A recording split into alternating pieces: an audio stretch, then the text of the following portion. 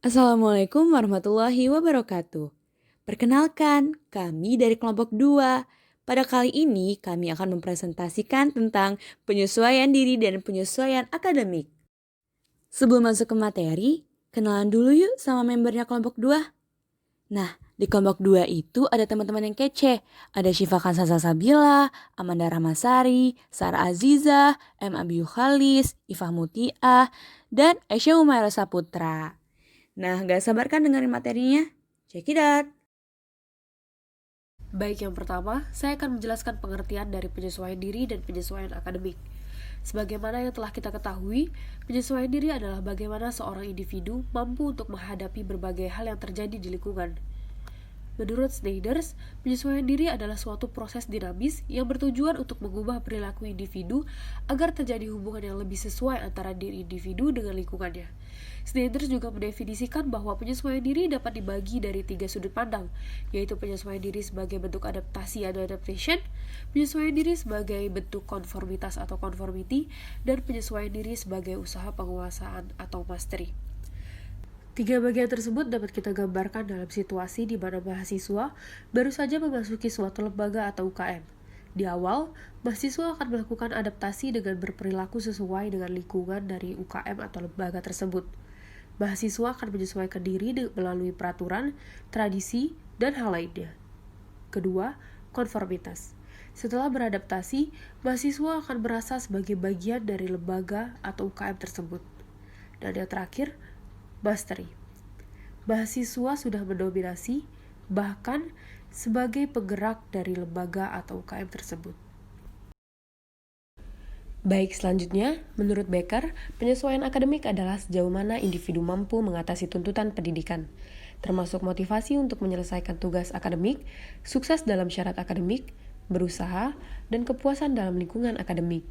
Penyesuaian akademik juga berguna untuk menyesuaikan diri dengan situasi akademik yang ada secara keseluruhan, dengan berusaha seoptimal mungkin dan memiliki keyakinan akan kemampuannya dengan pemuasan sikap guna mencapai keberhasilan akademik.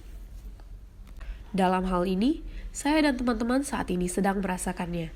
Kita ada di masa transisi antara pembelajaran siswa dan mahasiswa, di mana kita dituntut untuk menjadi pelajar yang lebih mandiri.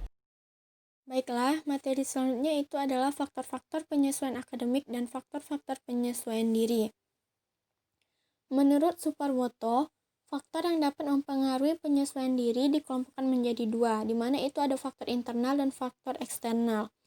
Faktor internal ini mencakup motif, self-concept atau konsep diri, persepsi, sikap, intelijensi dan minat, serta kepribadian. Dan faktor eksternal ini mencakup keluarga, kondisi sekolah atau kampus, kelompok sebaya, prasangka sosial, serta hukum dan norma yang berlaku. Faktor penyesuaian diri ini sangat berpengaruh kepada prestasi akademik yang dicapai oleh mahasiswa, di mana apabila mahasiswa memiliki faktor penyesuaian diri yang bagus, maka ia akan mendapatkan prestasi akademik yang bagus, karena penyesuaian akademik tergantung kepada penyesuaian diri mahasiswa tersebut di lingkungan kampusnya. Bentuk-bentuk penyesuaian diri. Baker and Siric mengkategorikan penyesuaian diri di perguruan tinggi ke dalam 4 bentuk. Yang pertama, penyesuaian diri akademik atau academic adjustment. Penyesuaian diri akademik merupakan kemampuan akademis mahasiswa dalam beradaptasi dengan kehidupan perkuliahannya dan keberhasilan dalam meraih prestasi akademik. Penyesuaian ini ditandai dengan pencapaian nilai yang baik, adanya motivasi belajar, dan kepuasan dalam pencapaian diri. Yang kedua, penyesuaian diri sosial atau social adjustment. Penyesuaian diri sosial merupakan kemampuan mahasiswa untuk beradaptasi dengan lingkungan kampus, termasuk bagaimana bersosialisasi dengan orang lain di lingkungan kampus. Hal ini dapat dilihat dari keterlibatan mahasiswa dalam kegiatan kampus seperti mengikuti organisasi kampus, kepanitiaan, dan aktif dalam kelompok belajar. Selain itu, penyesuaian sosial pada mahasiswa dapat menjalin hubungan pertemanan yang baik serta membuat mahasiswa itu sendiri merasa nyaman di lingkungan kampus. Yang ketiga, penyesuaian emosional atau emotional adjustment. Penyesuaian emosional adalah kemampuan mahasiswa untuk beradaptasi dengan bermacam masalah yang dihadapi sebagai mahasiswa baru, baik masalah emosional maupun masalah fisik.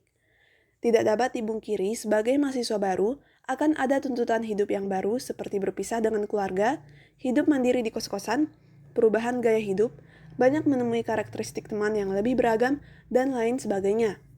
Hal itu dapat memunculkan masalah emosional seperti cemas, sedih, stres, dan sebagainya, jika mahasiswa tidak dapat menyesuaikan diri secara emosional. Yang keempat, kelekatan pada institusi atau institutional attachment.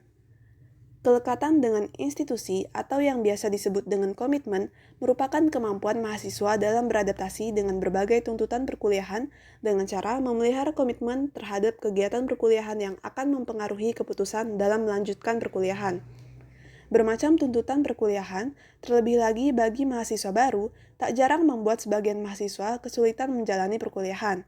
Namun, dengan adanya komitmen, akan ada rasa kepuasan tersendiri terhadap jurusan yang dijalani, fasilitas kampus, dan peraturan yang ada di kampus. Dari materi-materi yang telah disampaikan tadi, kita telah mengetahui pengertian, bentuk-bentuk, dan juga faktor dari penyesuaian diri dan penyesuaian akademik. Penyesuaian diri dan penyesuaian akademik sangatlah penting, apalagi bagi mahasiswa. Dengan penyesuaian diri yang baik, mahasiswa akan merasakan lebih sedikit tekanan daripada mahasiswa dengan penyesuaian diri yang buruk. Nah, berikut ini ada beberapa langkah efektif dalam penyesuaian diri. Yang pertama, persepsi yang akurat terhadap realitas. Kemampuan individu untuk mengetahui konsekuensi dari perilakunya. Dengan adanya kemampuan untuk mengetahui apa yang terjadi akibat dari perilakunya, individu diharapkan dapat menghindari perilaku-perilaku yang dapat mengganggu ketentraman bersama. Yang kedua, kemampuan untuk mengatasi kecemasan dan stres. Individu memiliki kemampuan untuk mentoleransi hambatan-hambatan yang ada saat mencapai tujuan hidupnya. Tidak ada suatu kecemasan maupun stres yang membebani individu untuk mencapai tujuannya. Yang ketiga, citra diri yang positif.